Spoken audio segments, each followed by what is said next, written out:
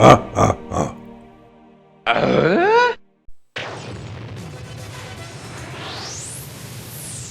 Superchargers, a fast-paced look at the professional and showbiz side of automobiles and more.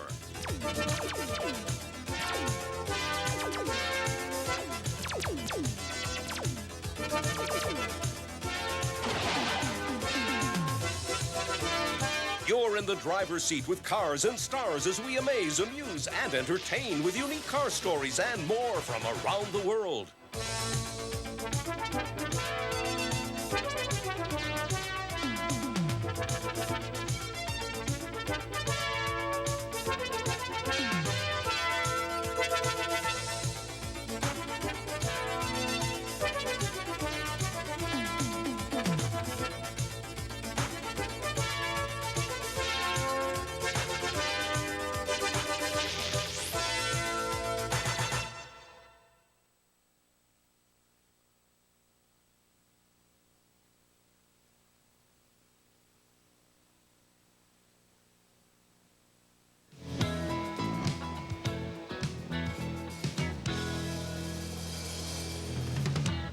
Hi, everybody. Welcome to the Superchargers. I'm Jan Gabriel. Today, coming to you from the western suburbs of Chicago.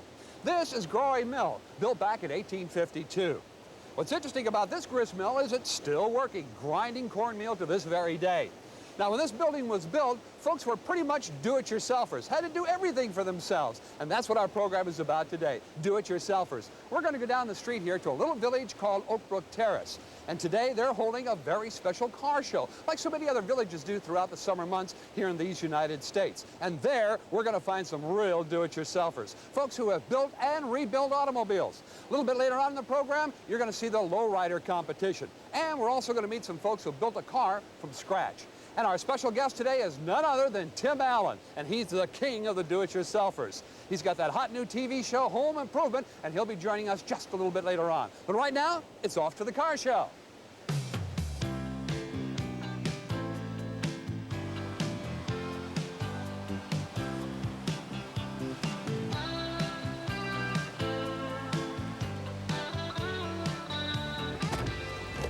Here we go.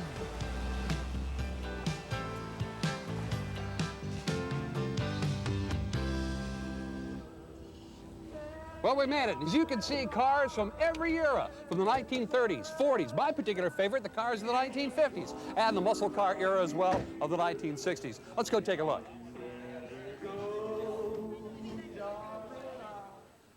Well, this first car is absolutely fascinating, very futuristic. Matter of fact, you've even got a futuristic driver in there. Right, very appropriate. It's a young driver and a young car. Now, this is Dale Fox. He builds these cars, or builds the pieces, I should say. This is a kit car. It's available as a kit and turnkey both, ready to drive. What's the power plant? Volkswagen, but we have used Mazda rotaries and Buick V6s and so on. Now, these project cars have become very, very popular. Takes about, what, 3-4 months to put one together in your garage? Right. You can spend a good deal of time personalizing the car to your own taste. All right. Lots of people doing it throughout these United States. Let's take a look right now at the kit car industry. For most people, the car they drive was built by somebody else. It was probably mass-produced on an assembly line, just like thousands of other cars that get stamped out every day. They may run well, but there's nothing unique or original about them. But what happens when the car you want isn't built anymore? Like this sporty Shelby Cobra. Or the car you crave has become way too expensive, like this 1936 Mercedes-Benz 500K at the Pebble Beach Concours d'Elegance in California, now worth several $100,000. Only the wealthiest few can afford such luxurious tokens of automotive affluence. But what can the average auto enthusiast do? Well, now you can build it yourself. The kit car or replica industry has become a highly profitable automotive venture for dozens of companies which produce a vast array of home-built and sometimes built-for-you or turnkey vehicles, ranging from street rods to neoclassics to vintage sports cars to cosmetic body kits. Ben Harrington, president of Classic Motor Carriages based in Florida, says that dreams are what make the replica industry fly. Dreams that people want to fulfill on their own. That special fulfillment that says that they're different, that they built their own vehicle, that they're part of what used to be today. What we do is we take yesterday's beauty and we create it with today's modern technology. With so many different replica companies currently serving the dreamers of the world, drivetrains, chassis styles, and of course body designs offer unlimited choices. We found that a timetable is not of importance in construction of an automobile. If you have 5 people working around the clock, your car will obviously be finished sooner than if you were working alone just on weekends. And just about every car company claims that their kit is a snap to finish. But to replica builders, the time they invest seems more like play than work. And the finished product, well, it's well worth the effort. Classic Roadster owners gathered together recently, and we spoke to some of them about their kit car projects, the expenses, and the time involved. It took us approximately 6 months, including the time that we had to rebuild all of the component parts. We enjoyed working together. We got frustrated. We stopped, took a rest, went back to it, and we're so proud of what we got because it's really ours. We did it. It's a dream come true for him. It was a good experience. You get to be 21 years old and you kind of drift away from the nest and kind of lose track of your kids, but kind of brought us back together and gave us a chance to do things together, and it was a real nice experience. Replicas usually require the builder to supply the motor, transmission, and assorted suspension and accessory pieces. Then, after a little mechanical know-how and hard work, you'll be cruising down the road, turning heads in your classic MG replica. You may feel as though you're actually stepping back in time to the jazz age in a classic 20s Roadster. It was a magical time, and today's motorists can only dream about those days. But now, thanks to the replica industry, turning your dreams into realities may be easier than you think. Of all the cars at this show, this one is certainly one of the hottest. Bright yellow, bright pink, fat-fendered car from the 1930s. It happens to be a Ford, Chevy-powered, of course. The car has had a severe chop, and it's been lowered. But not quite as low as some of the cars you'll find in California, the Lowriders. And right now, we're going to Los Angeles for the Lowrider National Championship competition.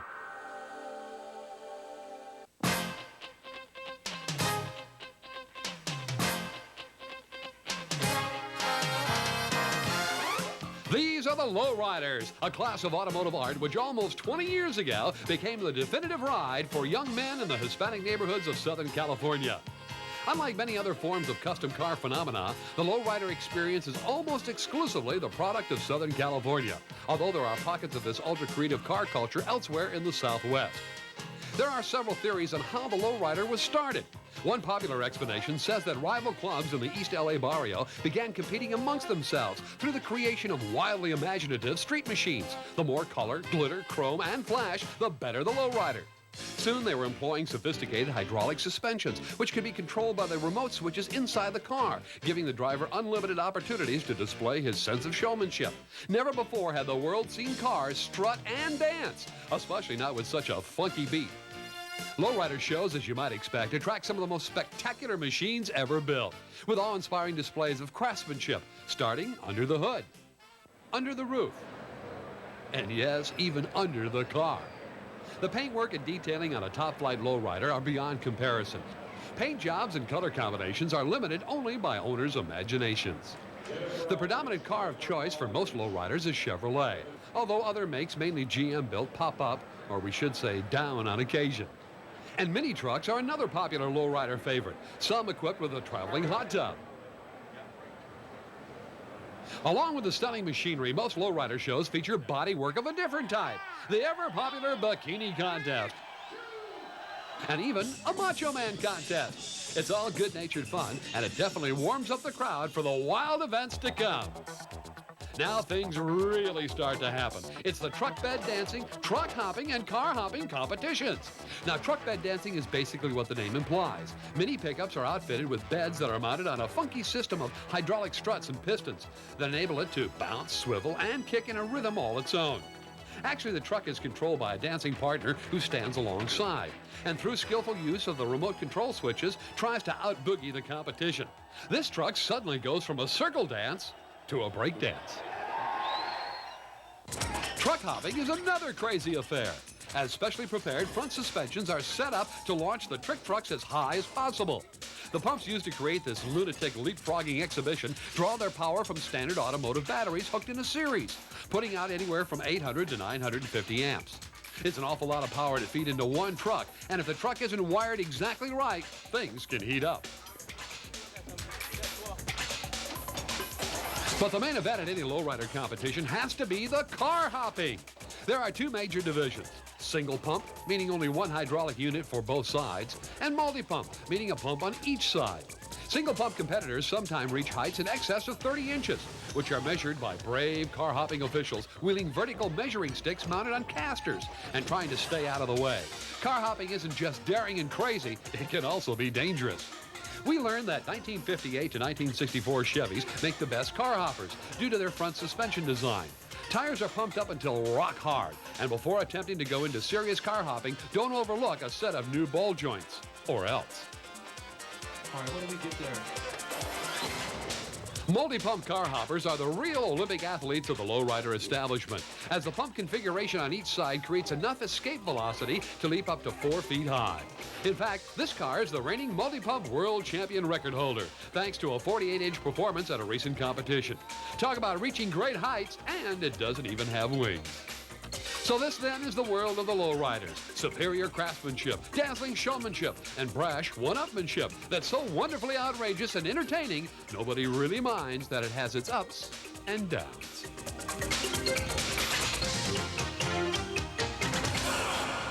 Always a favorite at car shows are the Mustangs. Tell us about your car. Well, it's a 1969 Mustang with the 302, and it's a hot car. And we'll be back with more hot cars right here on the Superchargers.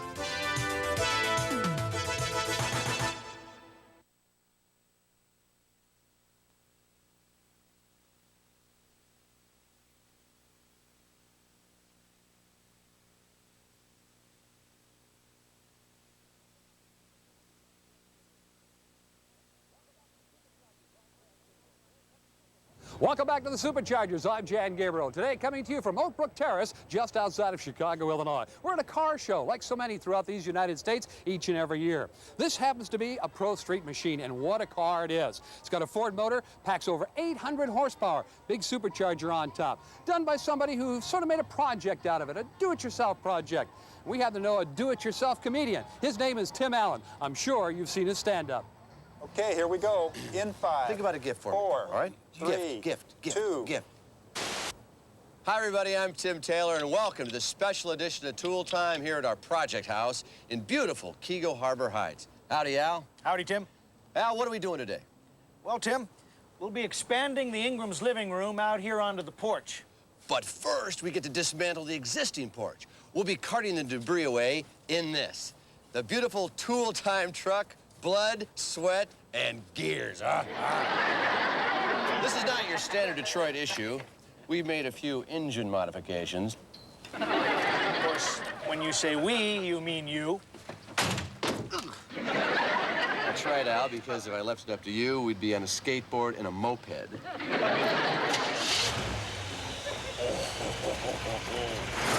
hear that? That's a big block Chevy 454, 2 4-barrel carburetors nestled on aluminum high-rise manifold headers and dual exhaust.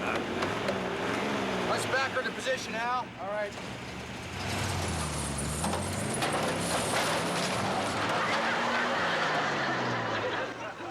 Well, as you can see, Tim Allen's routines are very, very funny. And of course, now he has the hit new TV show, Home Improvement. But there's something about Tim you may not know, and that is he's a race driver. Recently competed in the Toyota Celebrity Grand Prix. But nobody tells the story better than he does. Tim?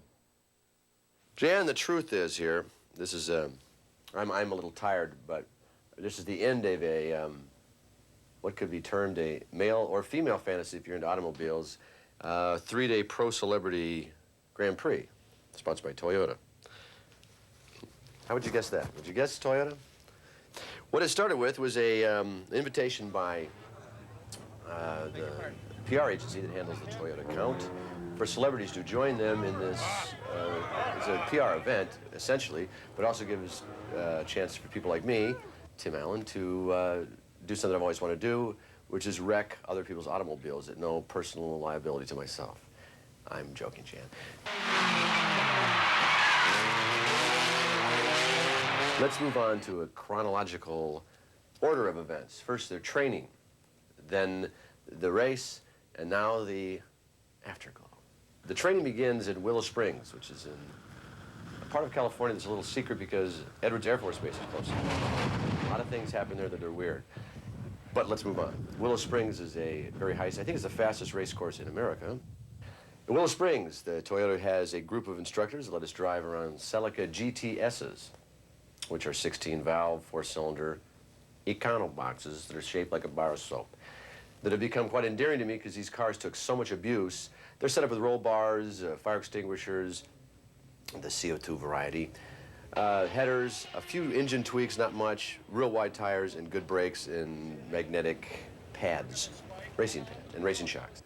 Willow Springs' 5-day comprehensive course involves a group of very talented instructors giving you toe heel acceleration, which of course I never mastered, but I lied to them. I'm a street racer. I bang gears. As long as they can't tell, I can't tell. Most of the celebrities we get in the Toyota Pro Celebrity Race have never had any motorsports experience. Some of them have, but most of them haven't. Most of them are athletes or actors or radio personality people, and so we have quite a different level of skill when we start. In the 4-day training we do at Willow Springs, we start out with the basics, and we'll start out with basic car control. We'll work on a principle called heel and toe. We'll work on basic corners. We'll talk about the theory of cornering, and then we'll go out and practice that. And eventually we'll start to put everything together and we'll run on the full track. You go through the training. You feel really confident at Willow Springs because it's very open air. There's no concrete barriers. In Long Beach, where the Grand Prix will be held, there's concrete armacos. There's not these big vistas and sweeping turns. It's a tight little, I think 8 or 11 turn, if I'm correct, and probably not, turn course in the downtown Long Beach. And the problem with Long Beach was that they had decided to leave the normal traffic in the streets at the time, and it's very unusual to try to get past garbage trucks. I'm kidding. In Long Beach, you get a press day, 2 qualifying days. The young guys turned out to be the most aggressive drivers. And by 3rd qualifying, I got knocked out by a young man who was trying to take a corner that wasn't his, and he ended up knocking me out, broke my suspension, and I had 1 qualifying left. Gunnar and Matthew Nelson, Ricky Nelson's sons, were extremely fast. But these guys would make mistakes because they're young. They got in the pole position. I, of course, took the right line, did everything correctly. I was right up there at 14, right below the bottom. I'm back in 14. I talked to Mario Andretti, close personal friend of mine, and Michael, close personal friend of mine. So I'm just asking, where do you guys come out of this thing? Where are you in the middle of the sweep? You might have to give away a little bit in this corner to get it over here to set up for that one. You know what I mean? Like maybe you're gonna try to come in earlier and maybe go a little slower. That's early apex. Yeah, I went through the lessons, yeah. And I think that, first of all, I'd like to just congratulate all the celebrities for getting here, all right, and doing a super job. And I think the most important thing now is you've gone through 4 days of training. Some of you need 6 or 7 like Ed, but...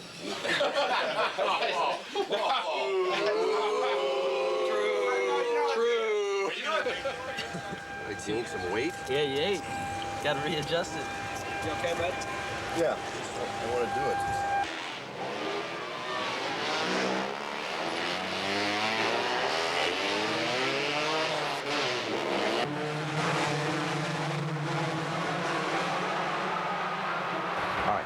I'm number 14. This is the best part about this, a little bit of strategy. All during practice, the big difference is they send you out 1 at a time. Now, there's 17 cars side by side. This is great. And everybody said, everybody's going to go and try to do their normal line and coming into turn number 1. That means they go on the outside. Going down the inside, it all magically opened up. I passed 7 cars.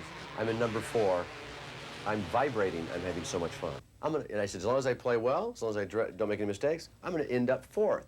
I'm going to be 4th. I'm going to be 4th from 14. Me, Tim Allen, the loser, 4 from 14. How wrong you can be. Then, I got it bang into a wall. This is a guy that was in 2nd place. He actually should have been 9th place because he hit the wall, and you're supposed to wait for one of these lovely track guys to go, bring it out. He just puts it in reverse. I see his lights go on. They had a waving yellow. I slow down, and he backs right into me and drives away. I look at the track guy, and he goes, so this is why you should race with a handgun, evidently. So now I'm heated. I go around a corner, Craig T. Nelson. Now, he says I hit him, and I'll find out tonight, you know. Maybe I did, maybe I didn't. He goes off on a wall. Now another waving yellow, and I see where he hit the wall up in front of me. 3 guys zoom by me going, was that a yellow? Now I'm at 11. So it can't get much worse than this. I'm going around the last turn, and Larry Drake coming around the corner. Again, if you're through the corner, I mean, your car is faced down the straightaway, you're through it, and someone hits you in the back end, they kind of shouldn't have been there. He spins me around. Now I'm back to 14. I started at 14, I end up at 14. So what does it all mean? What it all means is that I got an opportunity to do something we all would like to do. It's just like it looks. It's an awful lot of fun. I got the bug.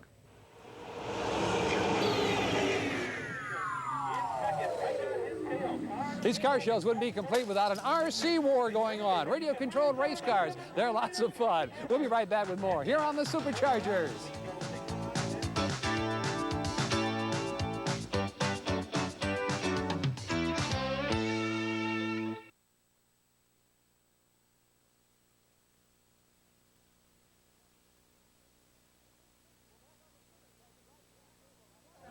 We're back on the Superchargers. I'm Jan Gabriel. I wanted a big finish. Of course, I had to bribe everybody. Did you get your Jolly Rancher candy?